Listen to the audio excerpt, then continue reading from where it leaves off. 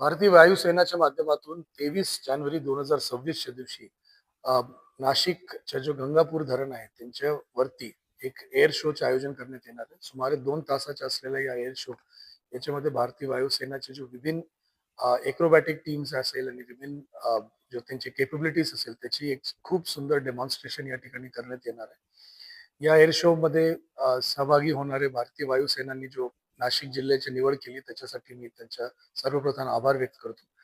मी त्याच्यासोबत नाशिककरांना, नाशिक जिल्ह्याच्या सर्व नागरिकांना तसेच पूर्ण महाराष्ट्राच्या सर्व नागरिकांना विनंती करतो की आपण या एअर शोचा आनंद घ्यायला, याच्यातून प्रेरणा घ्यायला आणि देशभक्तीची भावनाला उजागर करायला आपण या एअर शो मध्ये सहभागी व्हावं. एमटीडीसीच्या माध्यमातून जो त्यांचा जो बोट क्लब आहे त्या त्या भागामध्ये काय बसण्याची व्यवस्था ते करत आहे.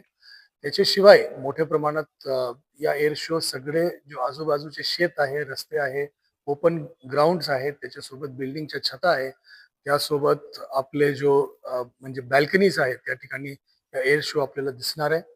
तर माझी सर्वांना यही विनंती राहील की आपण या एअर शो मध्ये त्या ठिकाणी जाताना आपण नक्की त्या ठिकाणी म्हणजे आपण विभिन्न खाजगी या शासकीय ठिकाण असेल तिथून आपण याचा आनंद घेऊ शकतो.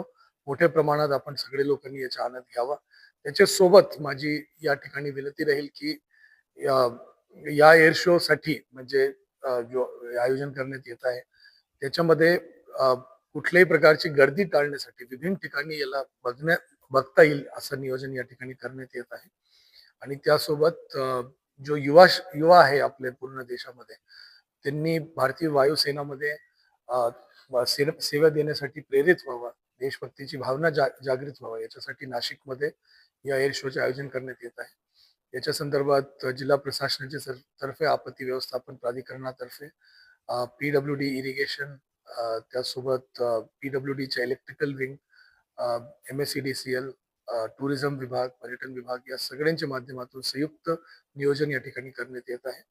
आणि मला विश्वास आहे की नाशिकमध्ये या एअर शो यशस्वीपणे पार पडेल आणि जास्तीत जास्त नाशिककरांना याचा आनंद घेता येईल.